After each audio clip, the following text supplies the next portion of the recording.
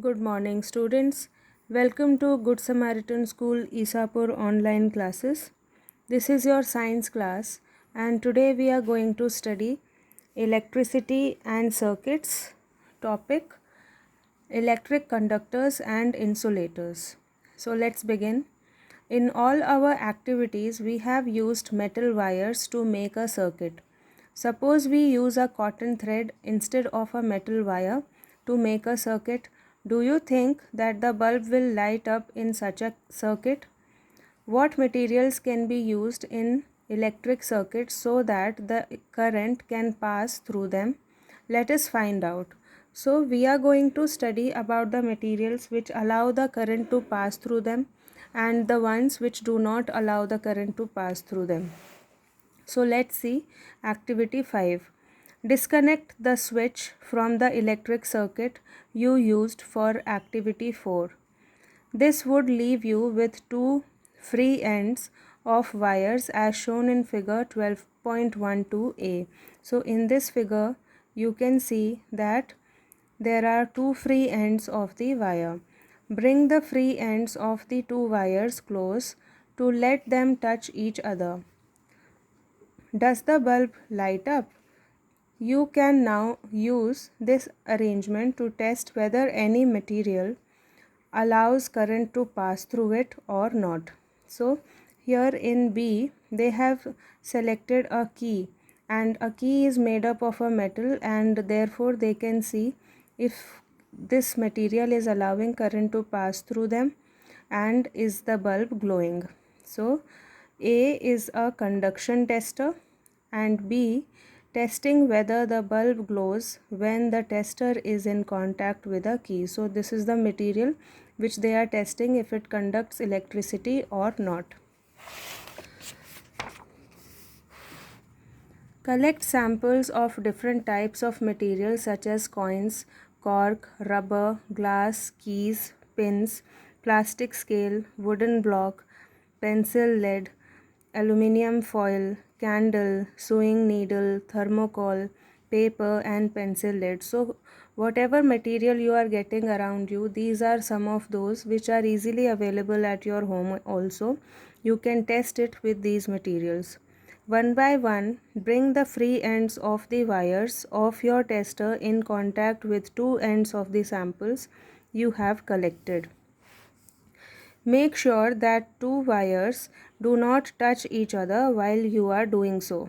Does the bulb glow in each case? So we have to see if the bulb is glowing, then it means that the material is allowing the current to pass through it. And if the bulb does not glow, then it shows that the material is not allowing the current to pass through it. Make a table in your notebook similar to table 12.1 and record your observation. So here is the table. You have the object used in place of switch like key, eraser, scale, matchstick, glass bangle and iron nail. So all these materials were used, and what are they made up of? That material is mentioned here. So if it is a key, it is made up of metal. Eraser is made up of rubber. So in this way all the materials are given here, and then here you have to write down your observation. Like if a bulb glows, it is asking you. So if the bulb glows, you have to write yes, and if it doesn't glow, then you have to write no in these columns. Now let's see, what do you find? The bulb does not glow when the free ends of the wires are in contact with some of the materials you have tested. This means that these materials do not have the electric current to pass through them. If they had the electric current, then the bulb also would get it and it would glow. On the other hand, some materials allow electric current to pass through them, which is indicated by the glowing bulb. Materials which allow electric current to pass through them are conductors of electricity. Means they conduct electricity. They are allowing the electricity to pass through them. So such materials are known as conductors of electricity. And on the other hand, Insulators do not allow electric current to pass through them. So materials which do not allow current to pass through them are known as insulators. With the help of table 12.1, name the materials that are conductors of electricity and also those which are insulators. So when you do your experiment, you can know which material is a conductor and which is an insulator. With this table's help, you have to fill in these blanks and write 3 conductors' name and 3 insulators' names. What do you conclude? Which materials are conductors and which are insulators? Recall the objects that we grouped as those having luster in chapter 4. Are they the conductors? It now seems easy to understand why copper, aluminium, and other metals are used for making wires. So, all the materials which have luster are a good conductor of electricity. So, therefore, copper, aluminium, and such metals are used for making wires. So, now we are going to test some of the materials and see if they are allowing electricity to pass through them or not, if they are conductors or insulators. So let's begin this activity. So in this circuit you can see we used this circuit with the safety pin. The safety pin worked as a switch. The safety pin is made up of metal. It is steel, so you can see when I touch it to the positive terminal, the circuit is becoming complete and the bulb is glowing. This means that the safety pin is a conductor of electricity. Now we are going to try with some other materials. Here I have a pencil lead with me. We are going to try with this. So how do we try? We are going to touch one end of the lead like this to the positive terminal and the other end we are going to touch to the safety pin. So now you can see the bulb is glowing. That means this pencil lead is a conductor of electricity because the current is flowing through the circuit and the bulb is glowing, which is a proof of that. Now here I have a screwdriver which is used in watches. So I am going to again touch one end to the positive terminal and the other to the safety pin, and you can see the bulb is glowing again. So this is again a conductor. Now I am going to use a tablet leaf. What about this? So let's see. I am going to touch one end to the positive terminal, the other end to the leaf, and you can see the bulb is glowing. So again this is a good conductor of electricity because it is made up of aluminium. If you have aluminium foil, you can use that as well. And now I have a bolt with me. This I am going to touch in to the positive terminal and then I will touch the pin to it, safety pin, and you can see the bulb is again glowing. So this is also a conductor. Here I have a bangle and this I am going to touch to the positive terminal and like this to the safety pin, the other end, and you can see the bulb is glowing and the circuit is complete. So this is also a good conductor of electricity. Now we are going to try with some materials like a plastic.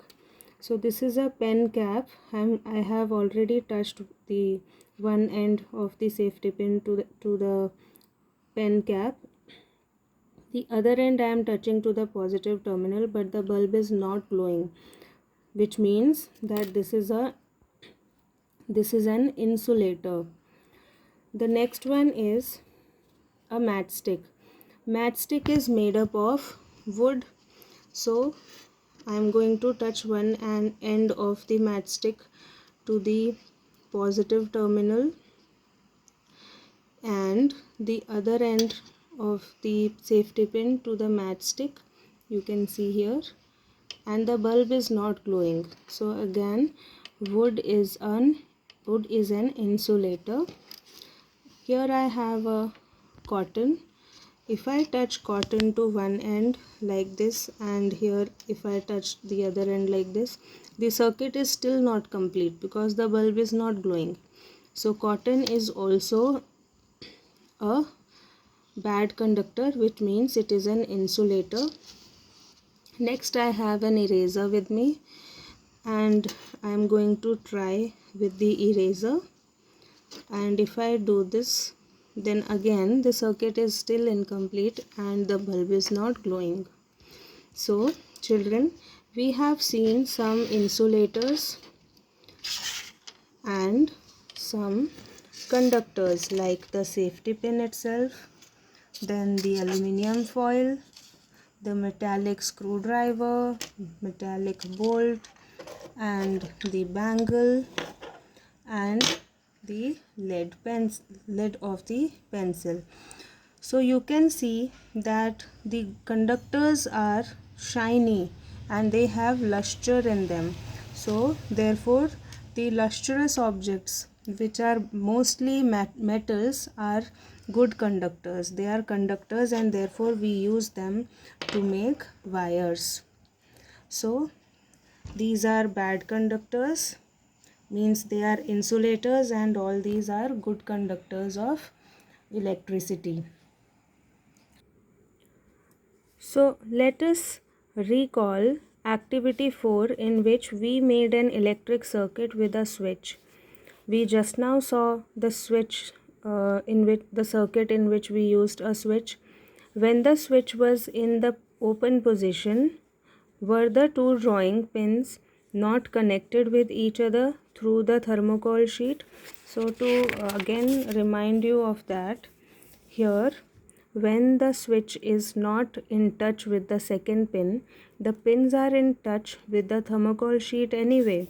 So but the bulb is not glowing, so this means that the thermocol is an insulator. So but thermocol, you may have found, is an insulator. What about the air between the gap? Since the bulb does not glow when there is only air in the gap between the drawing pin in your switch, it means that air is also an insulator. Conductors and insulators are equally important for us. Switches, electrical plugs, and sockets are made of conductors. So it's not that only conductors are useful to us. Insulators are also useful to us. They are equally useful. Switches, electrical plugs, and sockets are made of conductors. On the other hand, rubber and plastic are used for covering electrical wires, plug tops, switches, and other parts of electrical appliances which people might touch. So when we touch such items like the electrical wires, if we touch them and they are covered with a plastic sheet, rubber sheet, then we will not get any electric shock. As we have seen already in the electric circuit, the wire here is covered with the plastic covering, right? So this shows, see, you can see the wire here,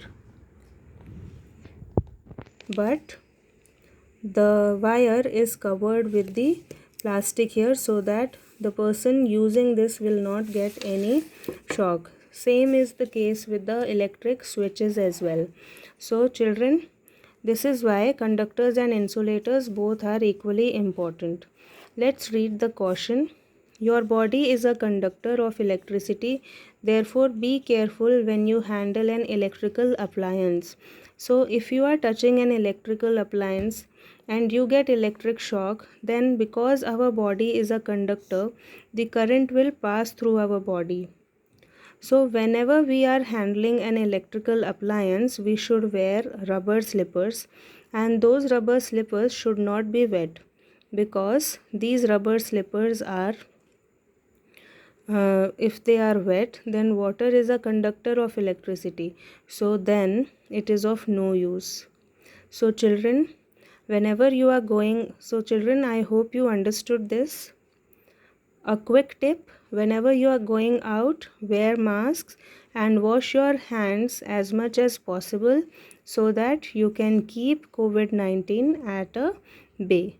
So we will meet again in the next class, and for your homework you have to make use of your electric circuit which you have made, and then choose several objects like you have a list given here in your book, and then test with each one of them if they are a conductor or an insulator, and then fill this tabular column and write 3 conductors name and 3 insulators name here so that you can understand it properly. So we will meet again in the next class.